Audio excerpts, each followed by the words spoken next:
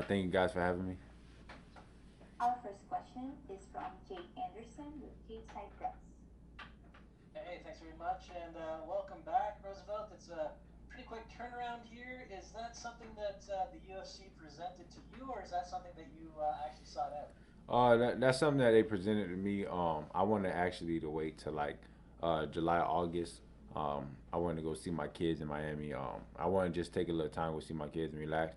But then they called me with this good opportunity. Felt like I couldn't pass it up, so I jumped on it. And I know originally you wanted Matt Frivola, and the name they gave you is a fair bit bigger, Jim Miller. How surprised were you hearing Jim Miller's name? I was kind of surprised, I didn't think that. I thought I was gonna get like Favola. Well, I thought they was gonna wait till Favola fight and then give me the Favola fight. Uh, but yeah, when they sent me his name, it was a big opportunity. I was excited, so we jumped on it and made it. We're gonna make it happen. And we did speak to Jim earlier, and he mentioned that you had some concern about making 155 on that short notice. How are things feeling coming into this, knowing that you can at least get to 160? Oh man, I feel good, man. I mean, I just didn't want to have to cut again so quick. I mean, 155 for me. I'm skinny. I'm tall and skinny. I don't really have that much muscle. So it's kind of hard for me to get down to 155. So I didn't want to just have to come like cut weight again 2 weeks after I just got done cutting weight. So yeah, we asked for 160. He took it, and I'm grateful for that. Is Miller someone that you were watching when you were coming up in the sport? Because he's been around just forever. Yeah, yeah. I've been watching Jim Miller. He's an amazing fighter, man. I got a number of respect for him. He's a veteran. This is like his 34th, 32nd walk to Oscar, something like that. So yeah, I got a number of respect for him, and that's gonna make me do even better when I get in there. It's actually going to be his 35th. He's going to tie Cowboy this weekend for the lead again. Is it at all intimidating going up against a guy who's got that much more experience than you? Nah, he's human. He bleeds just like I bleed. He'll go to sleep just like I go to sleep. Get knocked out just like I get knocked out. I don't care how many times he's been in there. I've been fighting my whole life. I mean, I haven't been fighting MMA my whole life, but I've been fighting my whole life. So it don't matter. He's just human. And last one for me. Do you think it's an advantage at all having already fought in the empty arena in the smaller cage at the Apex? I guess with different fighters, I think it would vary. I think some people like to fight with a crowd. I think some people don't. I think some people don't really care. Me, I don't really care if it's a crowd or not. I kind of like it with no crowd. But I think however he comes in, I hope he brings his best.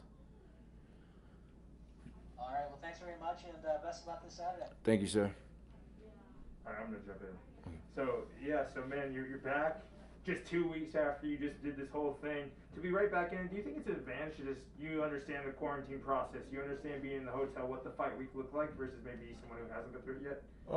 Yeah, I think it is. I just think that it's really just an advantage of people don't know what to expect, and I think I know what to expect. So when I come, I don't have to really like have like really worry about anything, because I already know what I have to do, the tests I have to take, and like what to look forward to.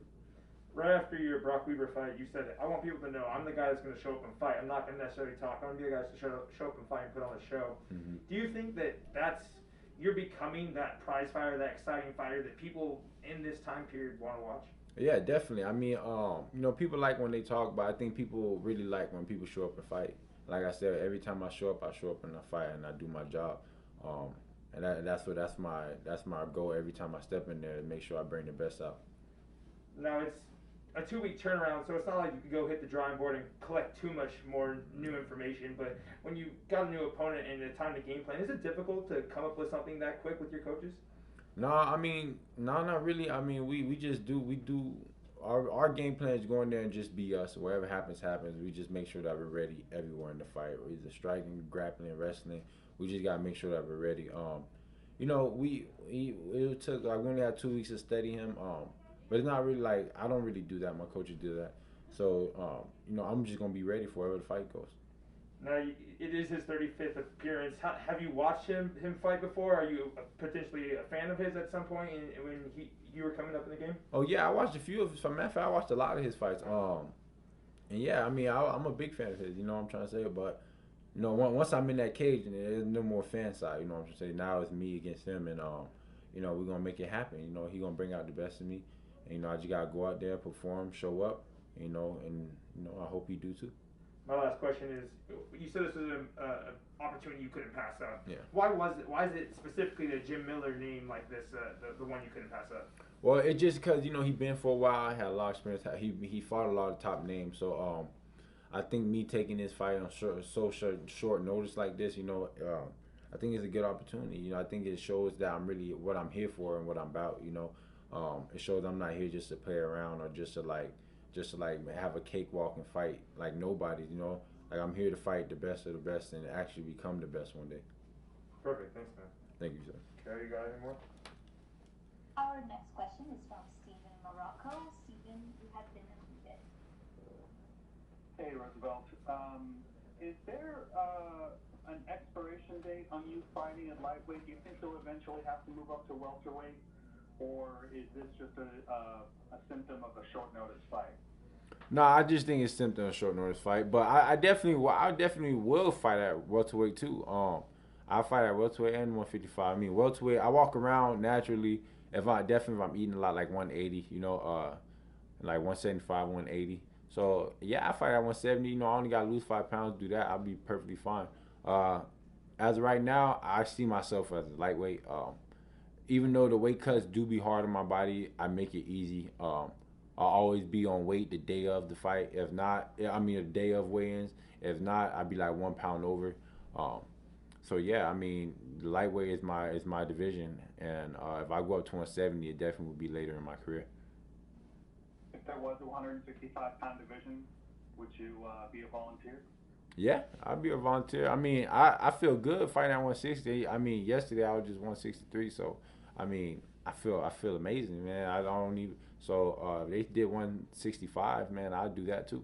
I mean, I fight 170, 165, 155. You know, whichever one's gonna be best to propel my career. You know, just help me make more money. Is Jim Miller the gateway to bigger matchups and more money? I think in a way, in a sense, yeah. I think me beating him will be very, very good on my resume. You know, I think the matchmakers will see that and they see that I'm ready for like bigger people.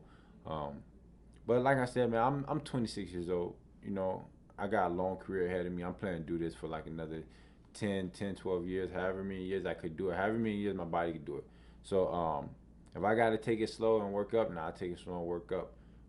But, you know, I'm ready for anybody and everybody. And do you remember the first time you actually saw Jim Miller fight? How old you were? The first time I first watched him fight, no, I don't really remember because before I started doing MMA, I never really watched the UFC like that. Well, I did, and I seen like WEC and stuff, but I never really like was into it.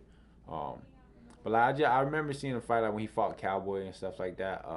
And like his first couple fights with Oliveira, I remember watching them fights. But that's pretty much it for me. Did you like him? Did you like watching him fight? Yeah, I mean he's a good dude, man. He comes to fight, you know. He's good on the ground, good on the feet, you know.